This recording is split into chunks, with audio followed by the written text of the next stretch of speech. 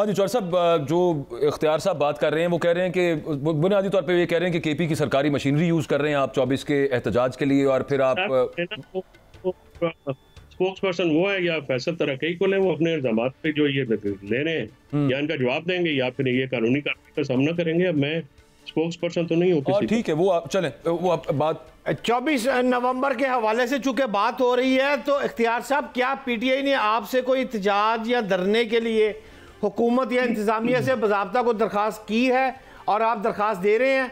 और आखिरी बात, क्या सूबे में गवर्नर राज नाफिज होने की ये जो बाज़गश्त चल रही है ये क्या है? ये दो बातों पर राय दीजिएगा। सब पहली बात यह है कि एक तो इनकी तरफ से अभी कोई बाज़ाब्ता दरख्वास्त नहीं आई। ये चीज़ें देखनी होंगी कि ये एहतजाज के लिए आ रहे हैं तो ये जलसा कर रहे हैं, ये रैली कर रहे हैं, या इन्होंने बैठ के धरना देना है, वहाँ पे कब्रें खोदनी और कफन पहनना है। इन सारी चीज़ों को देखकर और फिर ये भी देखा जाएगा कि इनके एहतजाज में अफगान महाजर कैंप जलोज़ई, अफगान महाजर कैंप शमशतू के अगर लोग शामिल हैं, उसमें असातिज़ा को, खैबर पख्तूनख्वा को ब्लैकमेल करके उनको शामिल किया गया है। टीएमएस के मुलाजिमीन को सस्पेंड करने के बाद उनको कंपेल किया जा रहा है कि आप एहतजाज में शामिल हों। तो फिर मेरे ख्याल में ऐसे एहतजाज को अलाउ करने की ज़रूरत ही नहीं है। बट इफ अगर आप अपने डेमोक्रेटिक सर्कल में रहते हुए अपने ह्यूमन राइट्स और डेमोक्रेटिक राइट्स आप एक्सरसाइज करना चाहते हैं तो यू आर वेलकम, फिर आप आइए। लेकिन अगर आपका ये ख्याल है कि आंखें लाल करके और जुल्फे बखेर कर आपको बदमाशी करेंगे या उससे आप हमें डरा लेंगे कि हुकूमत जो है वो या खुद रिजाइन कर देगी या फिर कैदी नंबर वो क्या है उसको उठा के आपके हवाले कर देगी, तो nothing will happen like this. ये इस तरह कभी ना होगा और ना कभी सोच में रखें।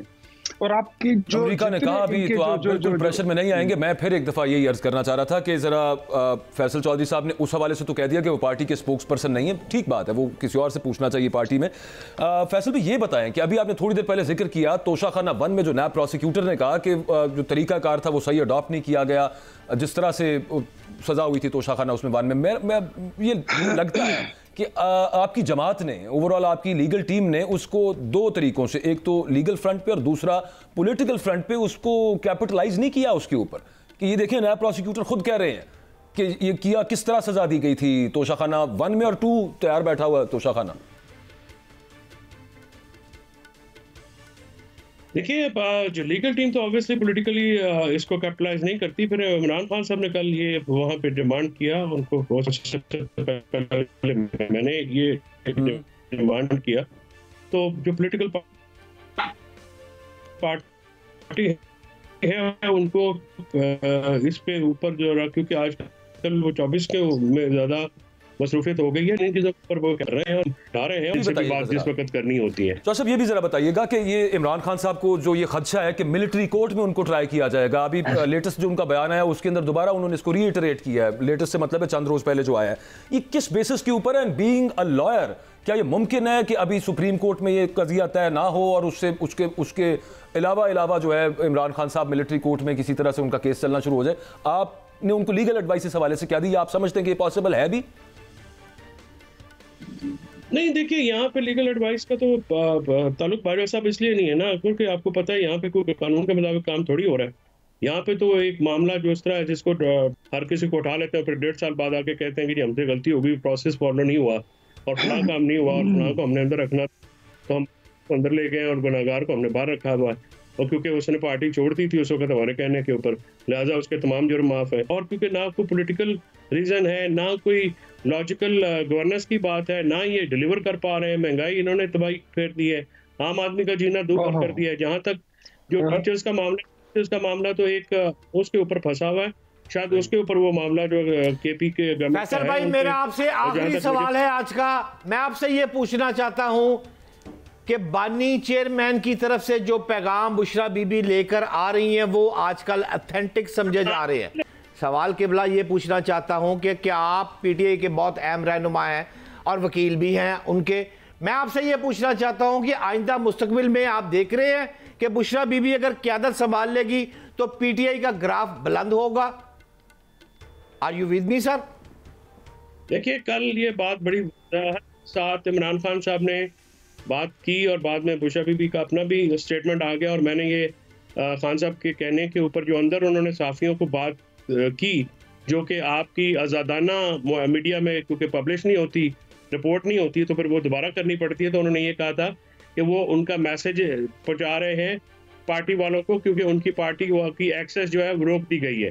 चंद दिन पहले जब उनके लोग उनसे मिलने गए, उनके पॉलिटिकल दोस्त मिलने गए, तो उनको वहां पे पकड़ के अरेस्ट करके हवालात में कर दिया। तो फिर किसी ने मैसेजिंग की है ना, तो वो सिर्फ पैगाम रसानी कर रही है। इस पर बुशरा बीबी का अपना भी स्टेटमेंट आ गया, उनकी कोई डिजायर भी नहीं है कोई वो पॉलिटिक्स करने की, ना वो पॉलिटिक्स करेंगी। पीटीआई के जो सरबराह हैं वो इमरान खान है और वही रहेंगे, और उन्होंने पॉलिटिक्स करनी है, और उनके होते हुए जो है वो बाकी फैमिली जो है एज ए फैमिली तो डेफिनेटली वहाँ पे साथ होती है, लेकिन एज ए पॉलिटिकल जो हेड है वो इमरान खान साहब ही रहेंगे। ठीक है। अच्छा इख्तियार भाई, ये फरमा दीजिएगा कि ये जो हम दोबारा उस पर आ जाते हैं, जो खत है ये 46 कांग्रेसमैन ने जब दोबारा लिखा है, इससे पहले 64 थे, फिर उसके अलावा अमरीकी ऐवान नुमाइंदगान में एक जो करारदाद मंजूरी थी, so on and so fourth. अगर ट्रंप इंतजामिया ने ये कह दिया, टैसिटली कह दिया या डायरेक्टली कह दिया कि ये आप काम करें कि अनलॉफुल डिटेंशन है इमरान खान साहब की, उनको बाहर निकाला जाए, जो बाकी पार्टी लीडरान है जो भी इस खत के अंदर मंदरजाते हैं, अगर उन्होंने इंप्लीमेंट करने को कह दिया, तो आपकी जमात या आपकी हुकूमत जो है वो क्या कहेगी? एब्सोल्युटली नॉट, डोनाल्ड ट्रंप, हम नहीं मानते किसी भी किस्म की तुम्हारी बात। देखिए बाजवा साहब, ये अमेरिका में हमने अक्सर सुना है, उनकी एक प्रोवर्ब है, वो कहते हैं there are no free lunches. Right, कोई फ्री लंच नहीं है। अब वहां पर ट्रंप इंतजामिया को क्या मौत बड़ी हुई है, उनको क्या कयामत बड़ी होगी कि वो ये बोलेंगे कि आप इसको छोड़ दें। सही। कांग्रेसमैन की उन पे अपनी लीगल ऑब्लिगेशन, मॉरल ऑब्लिगेशन ये पड़ी हुई है कि आपको कश्मीर में हमारी जो कश्मीरी भाइयों बहनों के साथ, माओ बेटियों के साथ जुल्म ज्यादती कब से शुरू है, उस पे उनको लपकुशाई की जरूरत नहीं होती। आप फलस्तीन में होते हुए मजालिम पर अगर मुंह नहीं खोल सकते, उस पे आवाज नहीं उठा सकते, तो आज उनको हमने कह दिया कि यहाँ पर कोई ठीक है, आपका वैलिड पॉइंट होगा, लेकिन मैं तो आपसे और बगैर कोई कानूनी बात के इमरान खान जेल में नहीं पड़ा, बुनियादी तौर पे आप ये कह रहे हैं और पाकिस्तान एक नंबर 2 कहेगी नहीं, आप बड़ा सादा से ये कह रहे हैं। नंबर 2 मैं बताता हूँ आपको कि ये वैसे ही मजाक में और कंपनी की मशहूरी के लिए एब्सोल्युटली नॉट कहते रहते थे, आजकल एब्सोल्युटली यस कहते हैं। हमने ये प्रूफ किया था 1998 में कि एब्सोल्युटली नॉट कैसे होता है, कह रहे हैं हमें प्रॉब्लम कोई नहीं है, हम इंशाल्लाह। ठीक है, वो आपका ओपिनियन सर इस पे आ गया। प्रेशर बर्दाश्त नहीं कर, अगर यूनाइटेड स्टेट्स ऑफ अमेरिका से भी कोई किसी किस्म का इमरान खान साहब की रिहाई के हवाले से या फिर ओवरऑल जो मुतालबत है कांग्रेसमैन के उसके हवाले से कुछ आ गया, तो वो प्रेशर बर्दाश्त नहीं किया जाएगा। Thank you very much.